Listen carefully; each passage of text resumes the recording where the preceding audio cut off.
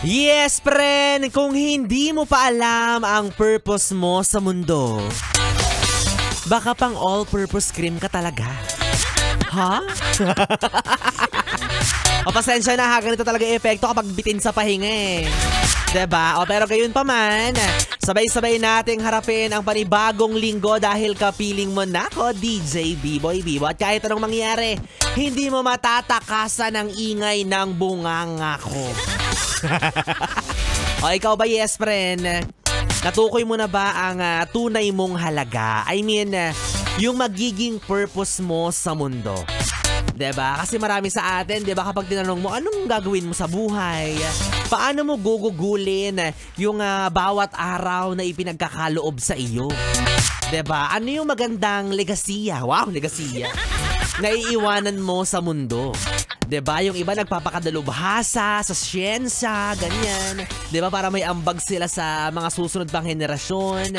Yung iba naman, talaga namang sinisipagan sa trabaho para patuloy na makapagbigay ng serbisyo. Yung iba naman gusto maging dalubhasang ina. O hindi naman kaya dalubhasang ama. O diba? Pwede rin naman yan. Diba? Kanya-kanya tayo ng gustong purpose sa buhay. Diba? Kaya walang pakialamanan. Diba? O ikaw ba again? Kung ibabalik ko sa iyo yung tanong at kung uulitin ko, ano ba ang purpose mo sa mundo? Ano ba ang gusto mong gawin sa buhay? Diba? Nakalatag na ba ng maayos yung mga plano mo sa buhay mo? Wow, sana all may plano. Blueprint nga ng bahay, wala akong plano pa sa buhay. Alam niyo minsan mga yes friend, kung iisipin, sadyang nakakapraning naman talaga eh, diba? Kaya nga sabi nila, totoo daw ang existential crisis. Yung napapatanong ka sa sarili mo, ano bang ginagawa ko dito? Sino ba talaga ako? Ano bang dulot ko sa mundo? Diba, yung alam mong ang bilis-bilis ng takbo ng panahon, pabilis ng pabilis yung takbo ng edad mo, diba? Pero yung sweldo mo, nauna ba maging stable yung sweldo mo kaysa maging financially stable ka? O kasi yung iba, kung titignan mo, no, ang dami-dami na nilang nagagawa sa buhay nila, lalo na yung mga kaedaran mo ngayon. Diba, parang ang dami-dami na nilang achievements. Yung iba may mga naimpundar na. May sarili ng bahay, may sarili ng kotse, negosyo, trabaho na may mataas na sweldo. Samantalang tayo, wala. Naka-iPhone lang, hulugan pa. Naka-iPhone, tas walang iPhone, gano'n. Charot. O hindi bale, no, hindi naman daw to paunahan. Sabi nga ng Bini, ang buhay ay hindi karera. Pero wag mo rin naman masyadong bagalan. Baka naman tuluyan ka naman pag-iwanan, diba? Pero no pressure, no? Hindi tayo nagmamadali.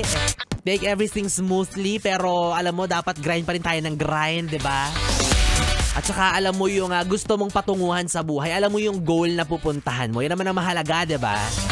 So, gaya ng lagi nagpapalubag sa loob natin, may kanya-kanya tayong timeline. Yan.